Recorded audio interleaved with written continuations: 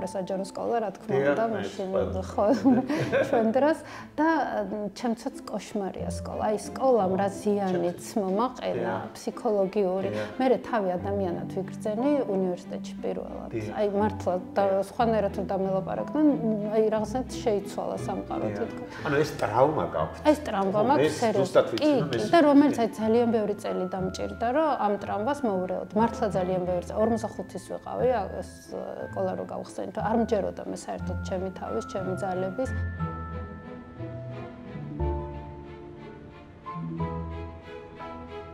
მამის ვთქვათ ავტორიტეტი რო არა და მამა რო არა. იცით რა? ამას იცით რა, აი შენობის თვალსაზრისით კი და მე უკვე უბრალოდ აი მოსწავლე საერთოდ არა და ხო რა კითხვაც დამსთან რო ხედავდა რომ ესე მომწონს ეს და ესე მიხარია და მიყვარს და რაღაცა კარგი ხასიათი არ ეს ჩემი სკოლა როცა მაგ მხრივ მიწყობდა ხელს ძალიან თორე სხვანაირად არა ხო რომ ესე ასწავლე და ესექენი წარმოდგენა არ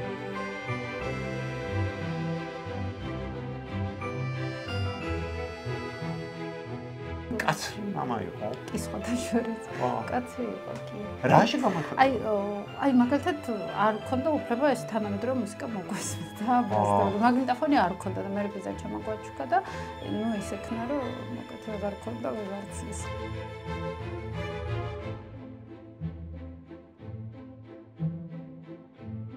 სივრცეებსაც იცვლიდა იმაგიდასთან ბეჭდავდა, ამაგიდასთანაც ბეჭდავდა ხო აქ სიმაღლე და მე კომპიუტერის მიმართ? არა, ხო არ უნდა და არ ხო.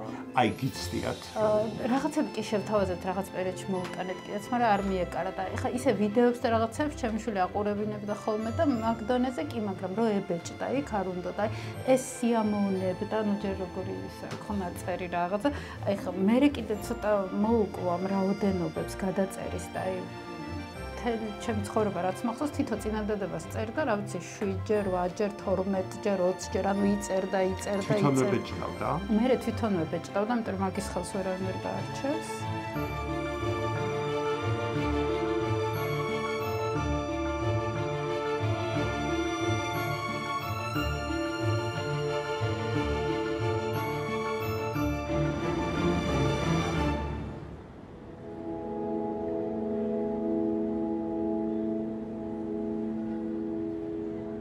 საერთაშორისო ჩვენ სკოლას იმიტომ არ ქვია, რომ აქ სოფლიო მოქალაქეების აღზრდას ვცდილობთო.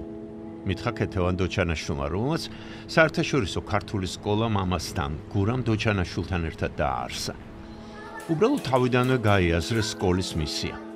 მრავალმხრივად განვითარებული ბავშვების აღზრდა. იმ ბავშვებისა, რომლებიც ნებისმიერ გარემოში შეძლებენ თავის დამკვიდრებას. კი, ნებისმიერ ქვეყანაშიც, სადაც სწავლის გაგრძელების სურვილი ექნებათ. ცოდნას ხომ საზღვრები არა აქვს, უსასრულოა დროშიც და სივრცეშიც. ამას არ გვიმეორებდა სულ გურამ დოჩანაშვილიც. და მაინც უნდა ვაღიარო, რომ გამიკვირდა, როცა გავიგე, რომ საერთაშორისო ქართული სკოლის დამფუძნებელი შვილთან ერთად გურამ დოჩანაშვილია. ამ კაცს ვიცნობდი როგორც არაპრაქტიკულ, ან და ასე ვთქვათ, არაპრაგმატულ რომანტიკოსს. და ვერ წარმომედგინა ასეთ საქმეში. კერძო სკოლა? კი, განათლებაა, კულტურაა, მაგრამ ბიზნესია მაინც. თვითონ თუ იყო მონდომებული? მონდომებული პედაგოგიური რაღაცა ნება? არა, ნაკლებად, არა, საერთოდ ლექციებზე და შეხვედრებზე ხო სულ აზროვნების აკადემიაში დადიოდა რაღაც, მაგრამ რო უყურებდა რომ მე უნივერსიტეტი რო დავამთავრე, მე დავიწყე კათედრაზე მუშაობა და რაღაცა მოსაწყენი, ნუ როგორ თქვა, არა, ძალიან კარგი იყო რა თქმა უნდა, მაგრამ რაღაც ეს ერთფეროვანი ცხოვრება ეთყობა ჩემთვის არ არის და დავიწყე მე სკოლაში, გერმანულ სკოლაში მუშაობა და იქ ვისწავლე, იქ აღმოვაჩინე რომ ბევრნაირ ადამიანთან სხვადასხვა ასაკის ბავშვთან, ცოტა დიდ ბავშვთან, ნუ აბსოლუტურად ერთი წელით ძალიან დიდი განსხვავებაა ბავშვობაში და გაცილებით საინტერესო აღმოჩნდა ჩემთვის ეს ასეთის ცხოვრება. და მე ბოლო-ბოლო ბევრი სკოლა მოვიარე და რაღაც უფრო ყველა კერძო სკოლა მაინც უფრო აი დირექტორის სკოლა ცოტა რაც არ უნდა ერთი პროგრამა იყოს ქვეყანაში და რაღაცნაირად მეგონა რომ ჩემი თავი ამოვწურე და მე ეს დავალება რომ მომცეს დაწყებით ისთვის შემექმნა რაღაც პროგრამები შევასრულე ეს დავალება და მე იმათ რომ რაღაც ვერ გაინაწილეს შემრჩა ასე ვთქვათ მე დიდი პასუხისგებლობა მქონდა რომ მასწავლებლები ჩემი მოყვანილები იყვნენ რაღაც ბევრი არ ბავშვი ცოტა იყო მაგრამ ის ცოტაც რაღაც მიცნობდნენ და უკეთ ამაზე უარი ვეღარ თქვი ამ ხალხ პასუხისგებლობაზე და მე უკვე მამა ჩემი დამახმარა იმ ხრივ რომ სკოლას შენობის შეძენაში და ბოლომდე ხა ძალიან გავიზარდეთ 300 რაღაცა ბავშვია ის კი რა აღარ გვეყოა შენობა და დავაშენეთ და რაღაც ეს საინტერესო ამაზე გიფიქრეთ რომ მამის თქვა ავტორიტეტი რო არა და მამა რო არა იცით რას ამას იცით რა აი შენობის თვალსაზრისით კი და მე უკვე უბრალოდ აი მოსწავლე საერთოდ არა და ხო რა კითხოთ დამისთან რო ხედავდა რომ ესე მომწონს ეს და ესე მიხარია და მიყვარს და რაღაცა კარგი ხასიათი ვარ ეს ჩემი სკოლა როცა მაგ მხრივ მიწყობდა ხელს ძალიან თორე სხვანაირად არა ხო რომ ესე ასწავლე და ესექენი წარმოდგენა არ ხო ისე წერლობა რომ მოგდომებოდათ ამაშიც ხალხი იცით რა არა მგონია კი და უბრალოდ აი რაღაც ესე ვერ წხვდები არასოდეს ესე სერიოზულ თემებზე პირდაპირ არ გველაპარაკია რაღაც ყველაფერი ჩვენ შეიდებოდა აი ზოგადად იმ გარემოთი რაც ჩვენ სახლში იყო და დეჩემი იყო ძალიან წინააღმდეგ აი აკრძალული მქონდა რომ დღიურიც კი არ უნდა მქონოდა აი პატარა ჩანაწერსაც ჩემსაც აი რაღაც ბავშვები ერთ მეწერილებს წერდით სკოლაში და მე იმას ვინახავდი და ვიცინოდით ისინიც კი გამიქრო რომ აი კალამს არ უნდა მივყარებოდი დედაჩემი ძალიან მამა ჩემსაც არაუშავდა მაგრამ ხო მაგრამ იცით რატო ეთყობა არ უნდა და რაღაცა სხვა გამოცდილებებიდან გამომდინარე რომ მამა ჩემის კომპლექტ ხო აი ეს ხო ხდება ამას ამარი და ხო ამარი და მაგ კატასტროფას და მაგ კომპლექსებს აი არც იმდენად ვიცოდი რომ არ უნდა დამეწერო რომ არ მინდოდა აი ეს დამთავრდა იქა ერთმანეთად სკოლაში რო კლასელები რაღაცებს წერდი და მე ის ქრებოდა იქ დამთავრდა აი რაღაც არის ერთი თავარი მსგავსება ალბათ მაინც ის არის რომ მამაზე კი ვისაუბრეთ მაგრამ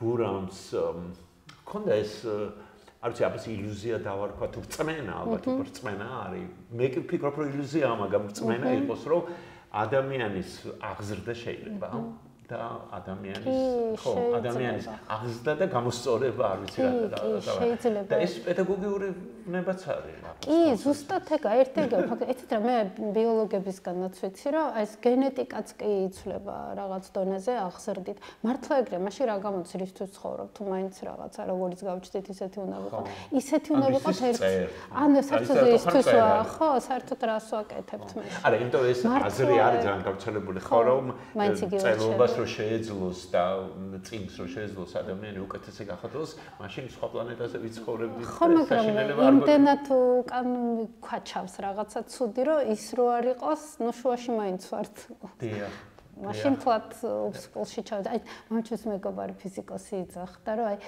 ადამიანის სხეული რაღაც აი ფრუსტრაციებით რაღაც ხრელებით არის უდაფარულიო და ცხოვრება ამ ხრელებიდან შედის და ცუდ რაღაცებს უკეთებსო და ხელოვნება ამ ხრელებს ავსებს. რაღაც ძალიან საინტერესო ხედვა არა ფიზიკოსის. მაგრამ ქონიათ ალბათ შემთხვევა, როდესაც თუ არ ქონიათ როგორც პედაგოგს, რომ ჩაგიქნევიათ ხელი რომ ამ ბავშვისგან არაფერი არ გამოვა.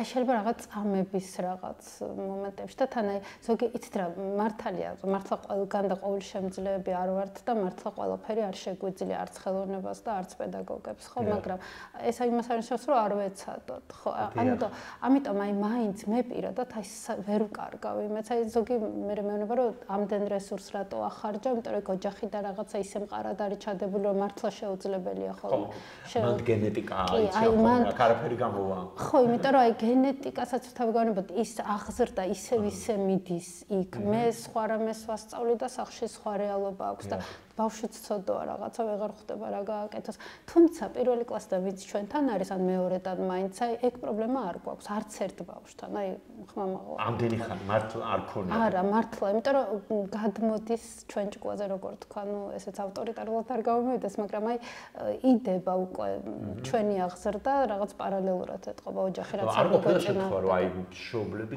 უბრალოდ ხელს გიშლიან რა თქმა და ამ დროს რა საკეთებთ ამ დროს აი ზოგჯერ გადა გადაყავს მშობელს, იმიტომ რომ მშობელთან გვიწევს ცოტა დაპირისპირება. ანუ ეუბნებით რომ ხა თუ არ მოგწონთ არა, ეგრე არ ვეუბნებით, სხვა შეჩვენებით რომ ესეა და არ მოწონს ეს ასე და ამიტომ იყავს. ანუ ესეთ შემთხვევაში კი, ესეთ ხშირად ვერ ვიტყვი, მაგრამ ყოფილა. ხშირად არა, ნამდვილად არა. ანუ ეს უსიამოვნო საუბარია, ძალიან. ვერს რო ენატრება ხოლმე საშუალო სკოლა და თავს არ მივეკუთვნები ამ ხალხს. მიხედავთ რომ თვითონ არანაირი პრობლემა სკოლაში არ მქონია, მაგრამ არ მსიამოვნებს. და აი ცუდი სიზმარი ყოფილა ის რომ გაყვეთილი არ იცი და გამოგიძახა მასალა. ანუ კოშმარები როგორც ისწრება, სკოლას უკავშირდება ძირითადად ხომ ეს პირადებნი. თუმცა არის ხალხი, რომელიც იხსენებს და კლასელები ხვდებიან ყოველ წელს ერთმანეთს ბედნიერები არიან და ასე შემდეგ. ამ ბავშვებს, როცა ეს ბავშვები ამთავრებენ, როგორც ჩანს ეს თქვენი მიზანიც უნდა იყოს და გქონდეს ყოველთვის ეს ნოსტალგია აი, იცით რა, ხო, ახსენდებოდა, კარგად ახსენდება, კი, მართლა. მოდიან ეხაც აი ბოლოზარზე იყვნენ ადრე დამთავრება, კი, მოდიან სულ რაღაც შემოივლიან, მაგრამ აი ეს ბოლოზარიც ტრაგიკული არ არის ჩემთვის. აი უბრალოდ ცხოვრება გრძელდება და ხან ეს ეტაპი აქვს, ხან ის ეტაპი აქვს, აი საერთოდ არ მაქვს ამაზე რაღაც მიჯაჭვულობა, რომ აუ სკოლა დაამთავრა და გიხარია თქვენ ალბათ, რომ წრემლები მოძდით და არ უნდა თქვენ წასულიყო. არავის არ მოძდის და ჩვენც არ ქმნით ისეთ გარემოს, რომ მოძდიოდეთ. აი არაფერი არ ყდება ამით, ამის თქმა მინდა. აი ის რომ სკოლა დამორჩა ამით რაღაცა, აი არ მაქვს ეგეთი დამოკიდებულება და ეთყობა გადავდებ ბავშვებს. არიან მშობლები და ოჯახები ვიცი ბევრი, რომლებიც პრინციპულად არ უარს ამობენ კერძო სკოლებზე. ანუ ამობენ რომ საჯარო სკოლაში უნდა ისწავლოს ჩემმა რომ ნახოს ცხოვრება. შვილმა. გესმით ამ ხალხის?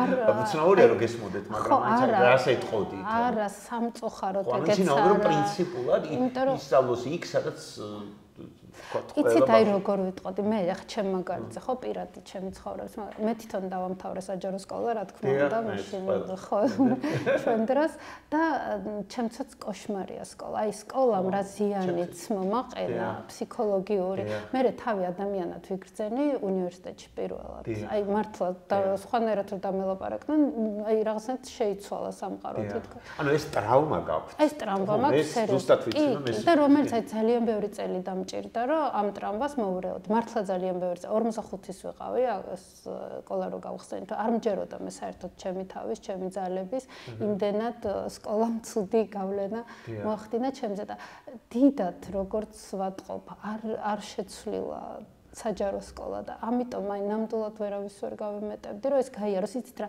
ჩვენ არ ვთით ბავშვებს ბამბებში ასე ვთქვათ აი რომ შევახვედით ნახეთ ალბათ გადადიან ყირაზე დარბიან აი არ უშლით ესეთი კერძო სკოლა და ამიტომ დაცული და ეს თითი არ გაეჭრას და რაღაცა არ გაინძირას ეგეთ სიტუაცია არ გვაქვს ამიტომ ცხოვრებასთან შეხება აქვთ ასე ვთქვათ ჩვენგივე ჩხუბობენ მე რიგდებიან ჩვენ ვერევით რა თქმა უნდა მაგრამ ზოგჯერ აღარც სჭირდება ჩვენი ჩარო პირველ კლასში ყველაზე მეტად მეორეში ნაკლებად და მე უკვე საერთოდ აღარ აი საერთოდ იმიტომ რომ როცა დამოკიდებულება ჯანსაღია ხვდები რომ გასაყოფ ერთმანეთთან თურმე არაფერი ქონიათ და ამიტომ ზედა კლასებში კი იზაბება სიტუაცია პირიქით აი საერთოდ აღარ ვიცით რა არის ჩხუბი ალბათ არის ჩემ დროსაც ალბათ იყო და ახლაც ალბათ არის ძალიან კარგი საჯარო სკოლები და ძალიან კარგი მასწავლებლები საჯაროშიც შეიძლება რა თქმა უნდა იყვნენ მაგრამ მე პირადად ბავშვობაში ეგეთი ვერ შემხვდა და ეხლაც ვინც გადმოდის იმათ არ შეხვედრია და ამიტომ რაღაც ძალიან გავსე სიტუაცია ერთმანეთს ისე სკოლაში ბოლომდე ჩანაშვილის შვილი აი ეგ არც ფიქრობდი ხა მე თქვა თორე ჩემი ძმის დამრიგებელმა იტრაბახა მაგალითად რომ ირაკლი ამირაჯიბის დამრიგებელი იყო ჯერ და მე ჩემი ძმის რომ ის ჭაბო ამირაჯიბის და გურამ დოჩანაშვილის შვილები გავყარეო იტრაბახა სკოლა ეს პირიქით არ შეიძლება არ მოწოდა როგორც წერალი. მამა არ ჩარეულა არასდროს მაშინ. აი ერთი ორჯერ ერთხელ არა დაგვაგვიანდა ფიზკულტურის გაკვეთილიდან მოვარდა და ისე ვინერვიული, იმიტომ რომ ყველაფერი არ შეიძლება და ყველაფერი რაღაცა სირცხული იყო ყველაფერი და ის ფიზკულტურის მასწავლებელს რომ მართლა შეეშინდა მამაჩემს და გამოგვიშვა გაკვეთილი და ძალიან გამიკვირდა. მე ხელშეუხებლები მეკონენ ისეთი თვითონ მასწავლებლები ავტორიტარები, რომლებსაც ყველას უნდა გვეშინოდეს დედამიწაზე, ჩემი მშობლების და ყველას ბაბუების ჩათვლა.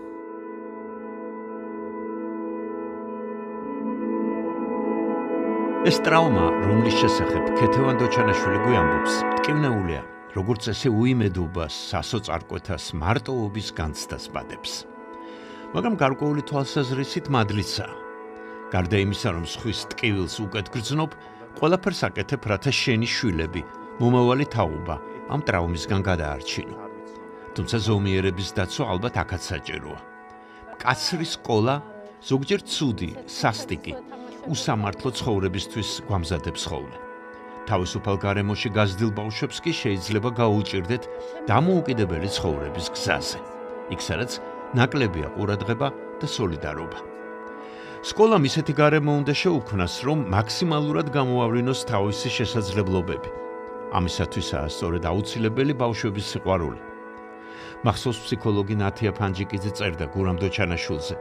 90-იან წლებში, როცა ყველას გვიჭირდა, მიერეკავდა და შეთქმულივით ჩუმად მეუბნებოდა: გამომიარეო, ფული მაქვსო და ბავშვთა სახლებში დაბინავებული ბავშვებისთვის მატანდა, რამე გემრიელი უყიდეო. კი, რას მეაქცია ყურადღება კიდე? კანსაცმელი ფორმებია. ხო, ფორმები. არა, ეს შეიძლება ეგრე არის მიღებული, სკოლაში დიდი ხანი არ გადამიღია. არა, ბევრ სკოლაში, კერძო სკოლებში თითქმის ყველას აქვს. და ჩემი ის იყო, რომ აი რაღაცნაირად ლამაზად და მოწესრიგებულად გამოიყურებოდნენ. არა, იმიტომ რომ ერთნაირები იყვნენ, ერთნაირები მაინც ვერ იქნებიან, არა, სხვა ფეხსაცმლით არ იქნება და თმის სამაგრით და რაღაც ეგ გათანაბრებას. თავიდან იდეა ეგ იყო, რომ ერთნაირი ვითომ ყველას ეთყობოდა ვის რა ქონდა კომუნიზმში, რა თქმა უნდა, ხელოვნურად გათანაბრდა რა უბედურება. ეხლა ვინც როგორი ესეთ უნდა იყოს და ესეთ უნდა მიიღოს. ჩემ დროს იყო მოსკოვის ფორმა და თბილისის ფორმა და მოსკოვის ფორმა ვისაც ეცვა, ესე იგი უფრო შეძლებულია. და ფეხსაცმელს ვინ გაკონტროლება. მათ კიდე მეორე პრობლემა თვითონ კლასელებს შორის არის ხოლმე ზოგჯერ რაღაცა კონფლიქტივით. ხო. მანდ ერევით თქვენ. კი, ვერევით, იმიტომ რომ უბრალოდ გრევენ, აი ისე დავაყერეთ საქმე, რომ გრევენ, ანუ რას გულისხმობ, რომ ვიძახეთ, რომ როცა უყურებ თქვა შენ პატარა ძმას, რომ ვერ შველი, ხო ეძახი დედას. აი ეგეთ დროს დაგვიძახეთ, რომ რაღაცა მერე და ჩემ ჩარევა რა არის, რომ ცალკე ვუშვებ ხოლმე მარტოებს სალაპარაკოდ.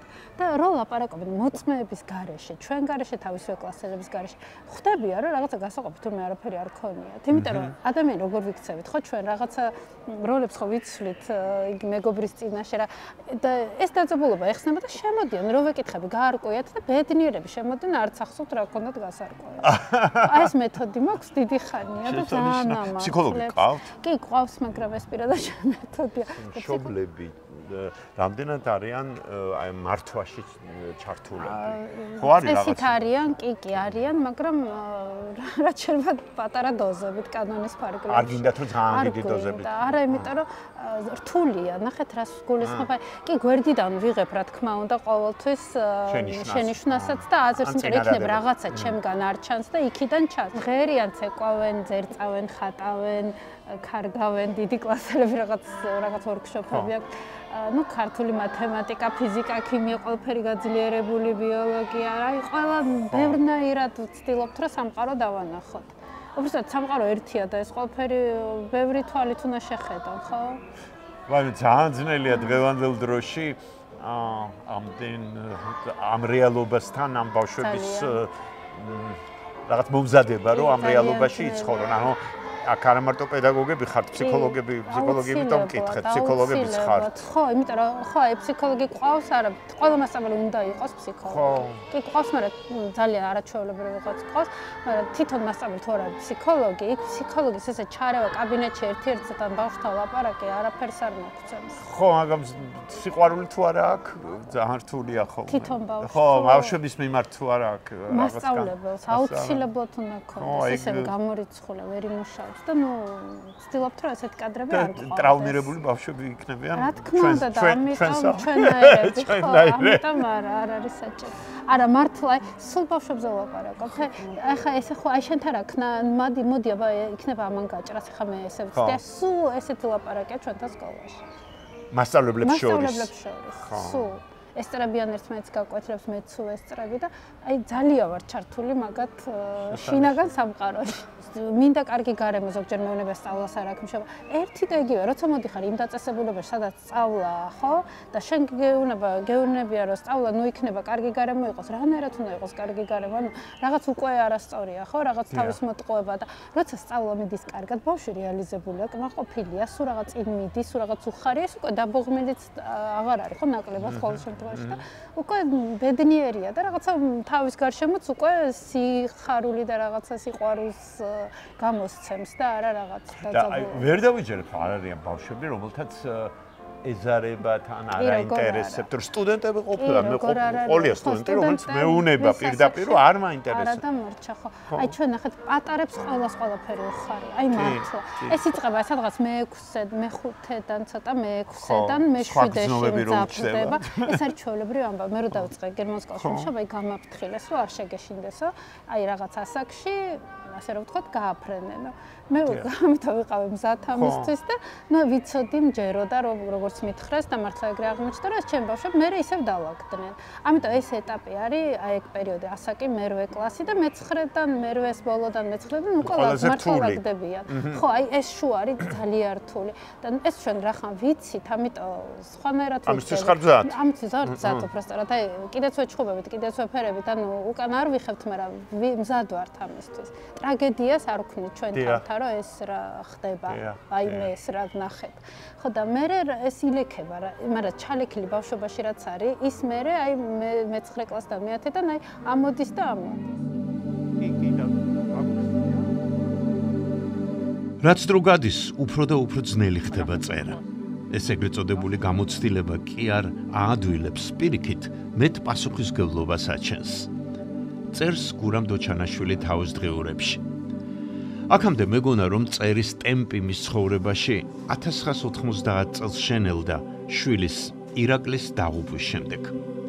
ქეთევანი, რომელმაც მამის ეს პატარა სამუშაო ოთახი დაგვათვალიერებინა, ამბობს რომ სულ პირიქით წერას მოუმატა, თუმცა სტილი შეეცვალა და რაც თავარია უფრო ეკლესიური გახდა. თუმცა ურწმუნო არც არასდროს ყოფილა. ხატებს ხედავ ბევრს. ო, მის სამუშაო ოთახში. მე სადღაც წავიკითხე, რომ ირაკლის გარდაცვალების შემდეგ განსაკუთრებით მორწმუნა გახდა თქო, რომ ეგ თაობისთვის ის დამახასიათებელია, მაგრამ რაღაცა მნიშვნელოვანი სტრესი ხდება და ასე იყო ნამდვილად. როგორ იყო? უბრალოდ ირაკლის ამბის მერე ისწავლა უფრო სწორად მოქცევა, თორე ეგ მარხულობდა, მე რო 1 წლის ვიყავი იმ დროიდან. მართლა? ოღონდ მარხვა არც იცოდა რომ სხვანაირი იყო, მარტო ხორც არ ჭამდა და მარტო დიდი მარხვების დროს. და მე გაიგო ისწავლა როგორ იყო სწორად მარხვა, თორე სულ იყო.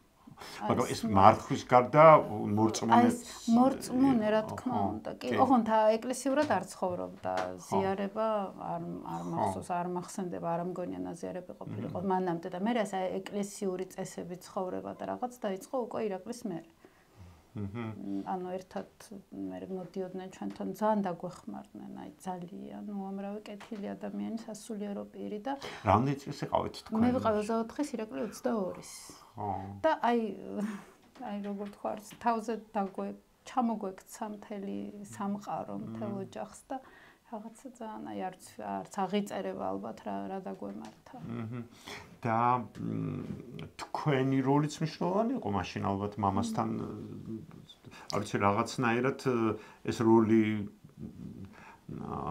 გამაგრების მისი როგორც მამის ხო როგორც თქვენ მაგის თავი არ ქონდა აი მე ჩემთვის ვფიქრობდი რომ მაგათ რა უჭირთ თქო ანუ შვილი დარჩათ და ერთმანეთი ყავთ თქვათ ესე სიმბოლო თუ რა პირობითად მე კიდე მეორე ჩემი ნაწილი რომთან ერთადაც ნუ არ ვიცი ხანერად ვხედავდი ცხოვრებას მე მარტო დავჩი ესე აღვქოვდი რომ მე უფრო ცუდ თქვენ უფრო გჭირდებოდათ ხო მე უფრო რაღაც გამაგრება ხო მაგრამ აი ერთმანეთს ვერ ვეხმარებოდით აი ეგ ისეთი საშინელი მდგომარეობა როცა ერთმანეთს ვერ ეხმარო ყველა იმდენად ცუდად არის რომ ვერ ეხმარები ერთმანეთს ნუ თან ალბათ არ ვიცი რაღაც შინაგანად ხო ნუ ეგ რომ პასუხისმგებლობა რომ ერთმანეთი ყავდა ხო ნუ ქონდა მაგრამ ასე ყოველდღიურობაში აი ვერც ხვდები რანაირად გავიარეთ.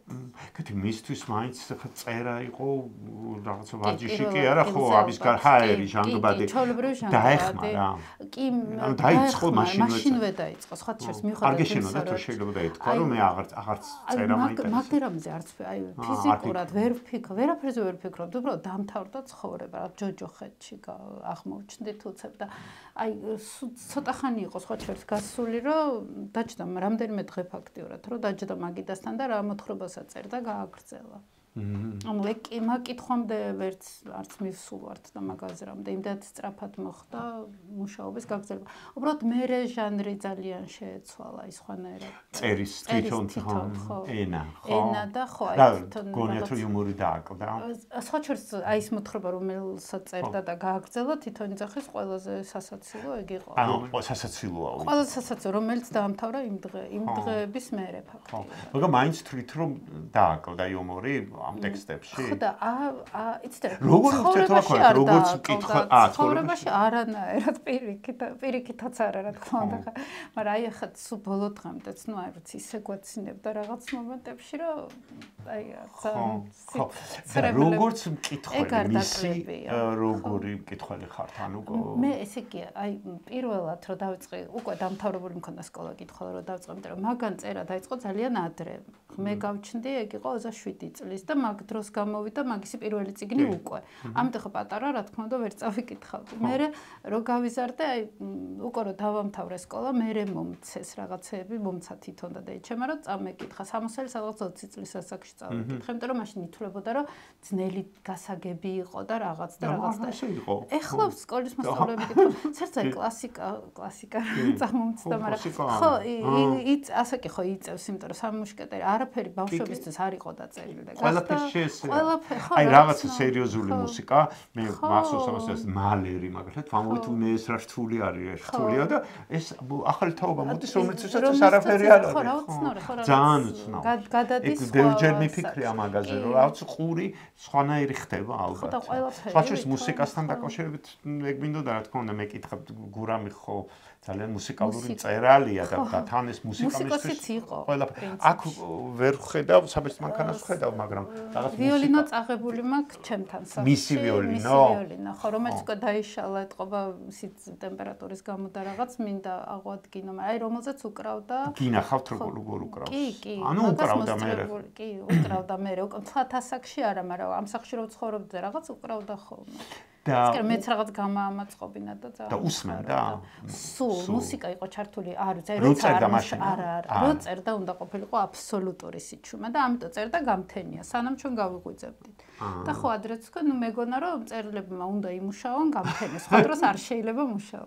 თურმე ნუ უბრალოდ ჩვენ რო არ შეგვეშალა ხელი გაღვიძებულს, ესე იგი მუშაობდა გამთენია, სანამ ჩვენ ავდგებოდით და სკოლაში წავიდოთ. ძალიან ადრე.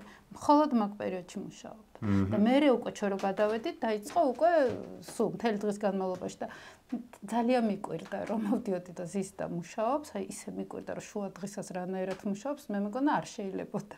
ხო. მეგონა მარტო და ამ ოთახში. ხო, ამ ოთახში, ხო და აი ეგეც სივრცეებსაც იცვლიდა, იმაგიდასთან ბეჭდავდა, ამაგიდასთანაც ბეჭდავდა, ხო, სიმაღლე და მე კომპიუტერის მიმართ? არა, ხო, არ უნდა და არა. ხო. აი გიცდიათ. რაღაცები კი შევთავაზეთ, რაღაც პერიოდში მოვუტანეთ კიდეც, მაგრამ არ მიეკარა და ეხლა ისე ვიდეოებს და რაღაცებს ჩემი შვილი აყურებინებდა ხოლმე და მაგდონეზე კი, მაგრამ რო ებეჭდა იქ არ უნდა და აი ეს სიამოვნებდა, ნუ ჯერ როგორი ხონა წერი რაღაცა ეხლა მე კიდე ცოტა მოუკლო ამ რაოდენობებს გადაწერის და აი თელ ჩემ ცხოვრება რაც მახსოვს თითო წინადადებას წერდა რა ვიცი 7-ჯერ 8-ჯერ 12-ჯერ 20-ჯერ ანუ იწერდა თვითონვე ბეჭდავდა მე თვითონვე ბეჭდავდა იმიტომ რომ მაგის ხელს ვერავინ ვერ გაარჩევს აი მარტო დედჩემი არჩევდა მეგონი და დედა არჩევდა. კი, და დედჩემს აკითხებდა პირველს ყოველთვის. ხო და მუსიკაზე გადაგვაბეჭდინა და ესე გვიხაროდა. მუსიკაზე კითხეთ და მაგრამ უსმენდა მე სხვა დროს თავს. ხო, აი სხვა დროს ფაქტიურად სულ მუსიკა იყო არამუშაობის დროს ჩართული. კლასიკა, ოპერები ყველანაირად თანამედროვე არაფრით არ აღიარებდა, ცოტა მგონია ჯიუტათაც, ჯიბრზეც, იმიტომ რომ თანამედროვე მუსიკას მე-20 საუკუნის. ძალიან და ამ დისკებს ყიდულობდა თვითონ. დისკები ხო გვაქვს ხაწყუჩი ჯერ დარჩენილი, ჯერ კი არა და გვაქვს აი ჯერ თბილისის ზღვაზე ცხოვრობდი, თავი, ბევრი ბინა გვაქვს ძალიან გამოცილი და ესე სერიებად მახსოვს, როდესაც ცხოვრობდით. აქ ცხოვრობთ 74 წლიდან ამ სახლში. ფაქტიურად ნუ ფაქტიურად კი არა და ყველაზე დიდხანს და ყველაზე მეტი. და სახლი უფრო ყველაზე ძალიან უყვარდა როგორც მე ხვდები. ხო, ნუ მაგისი სახლი ყველაზე ხანგრძლივი ეგ იყო, თორე აი ყველა რა ვიცი, რაღაცა ისეთი იყო თვითონაც, ბევრი რამე უყვარდა. თვითონ ხო ვიოლინოზე უკრავდა და ქონდა სამუსიკო სკოლა დამთავრებული და ტექნიკუმი დამთავრებული და უკრავდა მე უნივერსიტეტის ორკესტრში. რაც აი ძალიან ისეთი მაგასაც მრავალფეროვანი ცხოვრება ქონდა თა ქუჩაც რაღაცა ისიც ამ დროს ორკესტრში უკრავდა გურამის ხო ძალიან მუსიკალურია ხო კი ძალიან ზოგი მოთხრობა მაინც ყველა ზამეგ მიყვარს აი გრძნობ რიტმს რო კითხულობ ხო ეს და როგორ ჩანს ამას ძალიან დიდ ყურადღებას აქცევდა მაგრამ აი რო თქვით რომ კლასიკოსი წამომცდა კლასიკოსი არა თქმა უნდა იმიტომ რომ კაცი რომელსაც ლიტერატურა უყვარდა ამას სკოლაში ხო თქვენ სკოლაშიც ჩვენს ხომდერ შედის პროგრამაში ხო პროგრამაში შედის ის საინტერესოა ალბათ რომ დააკვირდეთ ეს ბავშვები სხვადასხვა პერიოდში ხო როგორ აღიქვამენ როგორ იცვლება დამოკიდებულება ამ ტექსტის მიმართ და დღეს მე ვფიქრობ რომ ერთ-ერთი ყველაზე უფრო აქტუალური ტექსტი არის ყოველთვის იყო აქტუალური პრინციპში მე თუ მკითხავ ანტისაბჭოთა ტექსტია მაგრამ ყოველთვის იყო და დღესაც ამასთანავე რაღაცა ხდებოდა ქვეყანაში აღარ მახსოვს და შევიარეთ მოლში, იმიტომ რომ რაღაცა უნდა მეყიდა, რომელიც მითხეს რომ იქ არისო მარტო და გარეთ ესე იგი ინგრეოდა ქვეყანა და ხედავდა რომ ხალხი ახალგაზრდები რაღაცებს ყიდულობენ ჩვენ და მე მითხეს რომ რა გიკვირსო არის ხალხიო რომელიც შაბათ-კვირასო მიდისო მოლშიო ფული არ აქვს მაგრამ მიდის როგორც მუზეუმშიო რომ ათვალიერებსო რაღაცებს კიდებს ხელსო და ის რაც ყველაზე მეტად ეჯავრებოდა გურამს თავის ტექსტში და ამის წინააღმდეგ იბრძოდა როგორც მე წავიკითხე მაშინ ეგ ტექსტი ამიტომ ძალიან მნიშვნელოვანი იყო მაგრამ მაშინაც ვფიქრობდი რომ როგორი რომანტიკოსი და გულუბრყოლო კაცი არის ჯერა თქო რომ წიგნმა შეიძლება გამოასწოროს ადამიანი და ლიტერატურამ ბოლომდე ჯეროდა როგორც ხედავ კი ნამდვილად ბოლომდე ჯეროდა და ფაქტიურად ხო ეგ არის ცხოვრება ისი გჯერა რა და გზა არის რომელსაც გჯერა რომ მიდიხარ სწორად თორე ბოლო წერტილის სწორი რომელია და სადმე ნუ და არ ბრაზდებოდა ან არ წინდა როცა ეუბნებოდი რომ ეს უტოპია მე ვერ უბედავ მე სხვათაშორ ხა ცოტა მძიმე ხასიათი რაღაცა არ გაბრაზებული კი ვერ წარმოვიდგენი მე ერთხელ ველაპარაკე სულ და მითხრა რომ საუბრობ რაღაც ჟურნალისტებზე ვლაპარაკობდით და მე ვთხარი რომ ეს არ მიყვარს მეთქი ინტერვიუები ვერ ვიტანთ თქვენთან და თქვენ და მე ზიზღებო და რატო მეთქი რა მე ისო რაღაცა არ მომეწონებაო ჩემ ნათქვამშიო და ვინერვიულებო სულ მაგაზე უნდა ვიფიქროო და რაც ყველაზე მნიშვნელოვანი რაც თქვა მოვცდებიო ანუ მე ვეღარ ვიმუშავებ ვეღარ ჩდებოდა აი ხო ნებისმიერი რაღაცა რაც მისი არ იყოს თქვა აი თუნდაც აი თქვა ზარი გაიგო კარზე არ გავუღოთ რაღაც, მე ინერვიულა რატო არ გავუღე და მორჩი, იმიტომ არ გავუღო თქვათ რომ მუშაობდა, მაგრამ მაინც ვეღარ იმუშაობდა, იმიტომ რომ რატო არ გავუღო კარი. თქვათ, აი წვრილმანები, ჩვენთვის წვრილმანები, რაც ფსიქოლოგიური მდგომი თავისთავად მართალი თუ არ იყო, ძალიან უშლიდა ხელს მუშაობაში.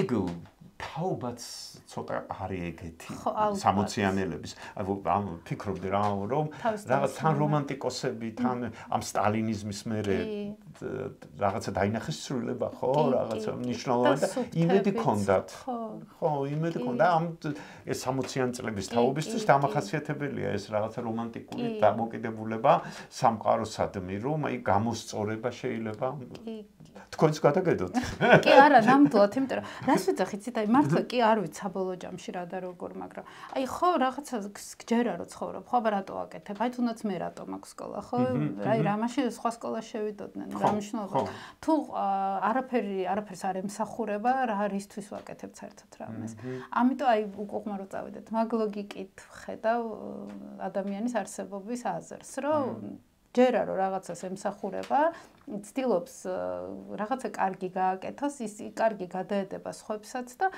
თაობაც უკეთესი როგორ ნუ შეუწყობს ერთი ადამიანი მეორეს ხო ეხმარება რაღაცაში და რა ვიცი ეს კაცრი მამა იყო კი სხვათა შორის კაცრი იყო კი ხა იცით რა გავიგეთო დედა უფრო ავტორიტარული დედაცაკია ხო და ესეც კი არაკლებს რაში გამოიხატება აი მაგალითად არ ქონდა უფლება ეს თანამედროვე მუსიკა მოგვესმის და მაგნიტოფონი არ ქონდა და მე ბიძა ჩამოგვაჩუქა და ნუ ისექნა რომ მოკეთ ვეღარ ქონდა ვეღარც ის ხო ნუ აი რაღაც ეგეთი შეზღუდვები ქონდა იმიტომ რომ თითო რასაც თვლიდა რომ კარგი იყო კლასიკური მუსიკა წიგნებსაც თვითონ აი პირდაპირ აბა დაჯექი წაიკითხე ესე არა, მაგრამ ნუ ისეთ რაღაცებს გვიწყობდნენ, გვაწოდებდნენ, რომ გვიკონტროლებდნენ კი არა და აი მოგეთ მიმართულებებს გვაძლევდნენ ცხოვრებაში. ოღონდ პირდაპირ ტექსტით არასოდეს მე არ მახსოვს რომ რაღაცა ჭკუა დაერიგები და ეს არის კარგი და შენ თუ ესე იცხოვრობ, აი მსგავსი არაფერი. უბრალოდ აი თავის ცხოვრება. რო წაიკითხეთ მისი ტექსტები,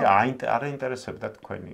ხო და კი თან აინტერესებდა თან აი ეგეც აი პირდაპირ იმით არასოდეს არ იყო ესე ხაზგასმო აი წერალი და რაღაცა დაწერა და აი უფრო ჩვეულებრივი ცხოვრებით ცხოვრობდა მეგობრებიც აი თავის ყველაზე ახლო მეგობრები კლასელები საბავშვო-ბაღის მეგობრები ნუ წერილებიც კი მაგრამ ყავდა ეს ბავშვობის აი წრემაგისი ეგ იყო და ჩვენ აი კი როგორ არის და ძალიან ბედნიერი იყო განსაკუთრებით ჩემ ძმაზე იძახდა რომ ოღონდ მე ხო მაშინ ესე იგი მაშინ უფრო მალავდა თუ რა ვიცი არ ამბობდა და მე სულ იძახდა რომ აი ირაკლი რომ შემაქო რომ რა კაი იყო ჩახუმართლა რა კაი დაგიწერიაო ესე იგი ყოფილა მაგრამ პირდაპირ არ გვეუბნებოდა ესე ხო აი რაღაც მე მაინც ვფიქრობ რომ აი ახალგაზრდების აზრით აინტერესებდა მე მახსოვს რომ საზაფხულწოლად ეს რაღაცა ბრძოლა გამოუცხადეს მაშინ და ისე გამიხარდა როცა გურამმა დაიცვა ყვარდა სხვათა შორის და მე რატომღაც ნუ მე წავიდა საზაფხულო ხო გერმანიაში წავიდა ისე მაგრამ აი მაგათი მეგობრობა შეწყდა და საზასთვის ვიცი რომ ღმერთი იყო აი მე მამაჩემს ძალიან უყვარ ჩემი ჯილაო იცახდა და ხო რაღაცა ესე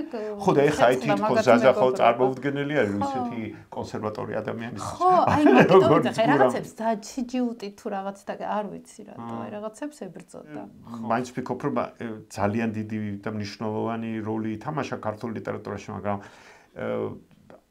ალბათ იმიტომ რომ ასეთი მკაცრი იყო და თავის საქმეს ძალიან უყვარდა ეს ძალიან მნიშვნელოვანი არის ზარებოდა და ანუ ეს იყო თავარი მაგრამ მე ასაკში ბავშვდებიან ხოლმე და შეიძლება ალბათ ისეთი ავტორიტარული უკვე აღარ იყო რომ არა სხვათა მაინც იყო კი აი სულ ყოველ წუთას ანუ სათხარ ხა მიხვედი რატო არ ხარ მე მობილურით უფრო მარტივი ხო თქო და ტყუილის თქმა რომ მივედი უკვე სახლში ხო აი რაღაც ეგეთი ირაკლის მიმართაც ასეთი იყო კი საერთო ესეთი იყო ძალიან გვაკონტროლებდა ეხლა ჩემ მეგობრებს კიდევ უფრო მკაცრი შეიძლება ჩემ თაობაში იყვნენ ესეთი მამები აი ექსკურსიაზეც რო არ უშვებდნენ და რა თვათ ეგრე არა მიშვებდა ექსკურსიაზე ნამდვილად მე მარტოც დასასვენებლად გამიშვა რაღაც პერიოდში გაგუშვას ორივე დეჩო მამა ჩემმა რაღაც უკვე სტუდენტობის ბოლოსკენ და მაგრამ ნუ იმდენად მკაცრი რომ ხო ნუ ძალიან ჩართული იყო ჩვენ ცხოვრებაში და რაც თვითონ არ მოწონდა აი ეხლა აი ბოლო წუთამდე გისარგებლიათ მე ერთი კითხეთ სკოლაში, მაგრამ მე მომავალშიც გარდა საქმიანობისა ზოგადად იმით, რომ იყავით მისი შვილი. აი ეს მე თვითონ პირადად მივიდე სადმე და გამოვაცხ რაღაც ესე არა, მაგრამ აი რაღაც რო დამჭირვებია და რო იგებენ ვინ ვარ, აი რაღაცა ძალიან ღია მხდება ყველა კარი. ალბათ სულ ყველა არა, მაგრამ მე ეგეთ განცდა მაქვს, რომ მართლა ყველა კარი ღია მხდება. აი სულ ესე იყო, ოღონდ აი იმიტომ რომ საკმაოდ პატარა ვიყავი, ან ეს პოპულარობა მალე ხალხის სიყვარულით რაღაც ძალიან ჩქარა მალე მოიპოვა თუ რა ვიცი რა სიტყვით ხო და რაღაცა ამას სულ გრძნობდით აი სულ აი ქუჩაში მილიციასთან ურთიერთობაში აი რაღაც ყოველ ნაბიჯს რომ მტრები არ ყავდა ფაქტიურად ნუ შეიძლება ეხა რაღაცას არ უყვარდა მაგრამ ხო მაგრამ თან ის ადამიანია რომელიც ციხეში იჯდა და ამ მოძრაობაში ჩართული იყო და რაღაც ეროვნული მოძრაობის დასაწყისში და ასე შემდეგ თვითონ ამ ზოგადად საბჭოთა სისტემის მიმართ ხო არის გადაკრული ნათქვამი, იგავური სტილი, ანუ გურამი თითქოს ცდილობდა რაღაცა მოგონილი სამყარო, მოგონილი სახელები და ასე შემდეგ, ყველამ ხო ვიცოდით და ხედავდით რომ ეს რა ხდება და სად ხდება. თუ საუბრობდა სახლში მაგ კი რა თქმა უნდა, ნუ გავიზარდეთ ძალიან ისეთი განწყობით, რომ ანტისაბჭოთა. ხო. აი მაგალითად ახლა რომ შესულიყავით კომპარტიაში ან რაღაც რომელიმე მისი შვილი. ხო, არა, იცით რა, ალბათ ეგ აზრათაც არ მოგვიდოდა, იმიტომ რომ მამაჩემს გარშემო თითქმის ყველა მისი მეგობარი იყო კომპარტიის წევრი და ოღონდ ძალიან ახლობლები და გიждდებოდა და სულ არ თვლიდა რომ თვითონ რამე განსაკუთრებულს აკეთებდა, მაგრამ აი მამაჩემისთვის იმდენად ეგ იყო რაღაცა, თვითონ პირადად მისთვის მიუღებდა, იმიტომ რომ მაშინ ვეღარ იმუშავებდა. აი ესე ისევ ეგრო ვთქვა.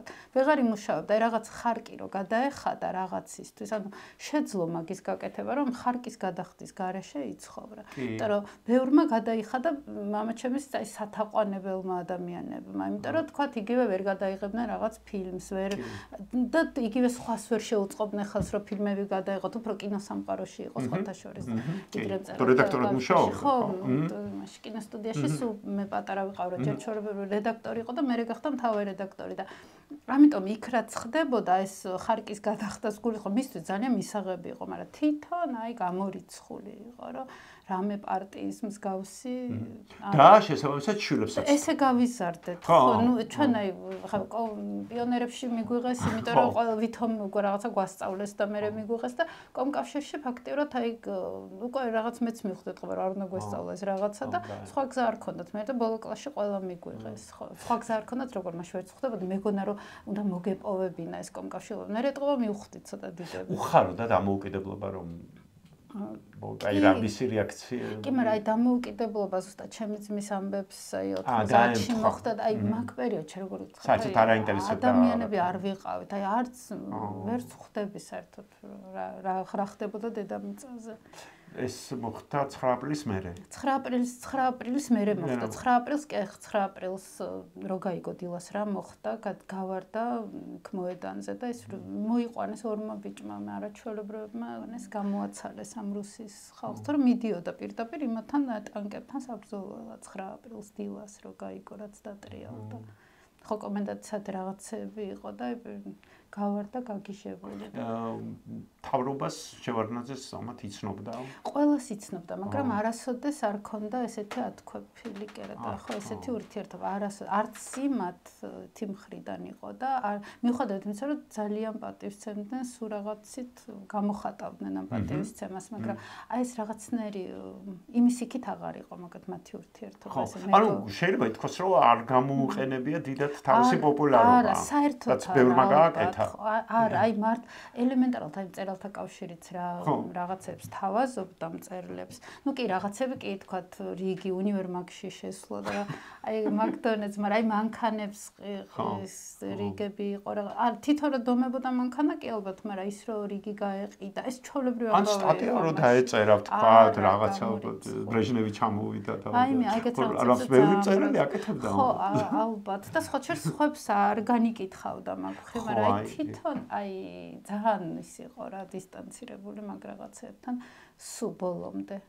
ცოტა რაღაცები ერთი პერიოდი პარტიაში რაღაც რამდენჯერმე შესთავაზე შესთავაზებდნენ, იმიტომ კითხე და კი და ცოტა რაღაც ცოტა მუქარასავითაც იყო. აი როგორც მახსოვს ბავშვობაში რა დაალეწა სახლი ისე ნერვიულობდა, რომ როგორ ნუ ესე როგორ მითხრესო და ნუ გადადიოდა ეს ყველაფერი ჩვენ კისერზე როგორ ნუ ეს მაგისი ნერვიულობა მაგისი ამოვარდნა და მაგიდასთან ვეღარ დაჯდომა მაგისი აი რაღაცა ხასიათი წუწუნი არა ჩხუბი სერიოზული ხო აი იქცეოდა ქვეყანა მაგის ესე ბობოქრულად გამოხატავდა ამას ყველაფერს. თვლით რომ კიდევ უფრო აქტუალური არის გურამის ლიტერატურა.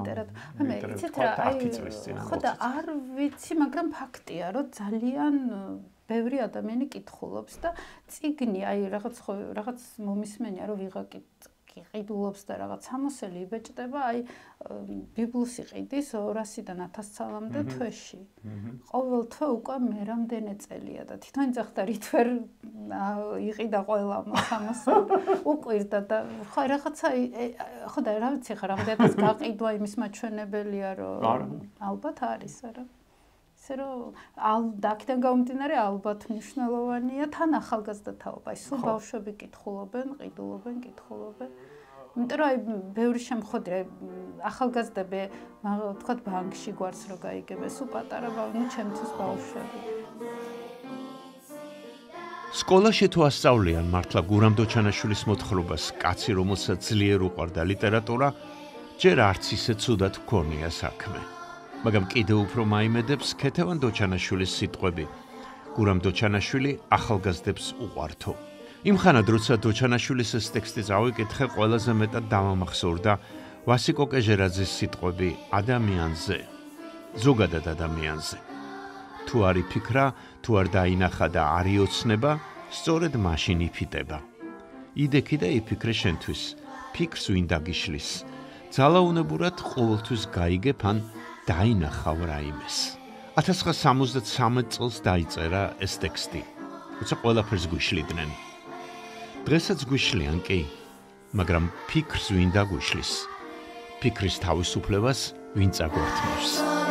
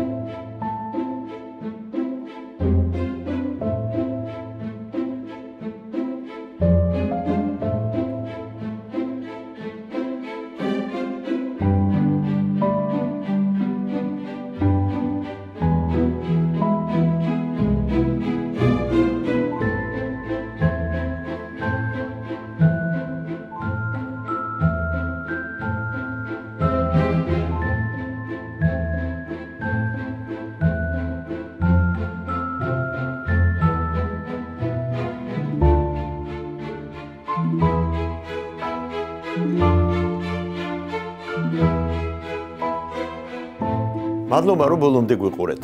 ეს იყო გადაცემა შვილი, გადაცემა ჩვენს ძველ და ახალ თაობებზე. რას ფიქრობენ ჩვენი შვილები თავიანთ მშობლებზე, როგორ აფასებენ წარსულს და რას გეგმავენ მომავალში. უყურეთ რადიო თავისუფლების სხვა ვიდეოებსაც და რა თქმა უნდა გამოიწერეთ ჩვენი YouTube არხი.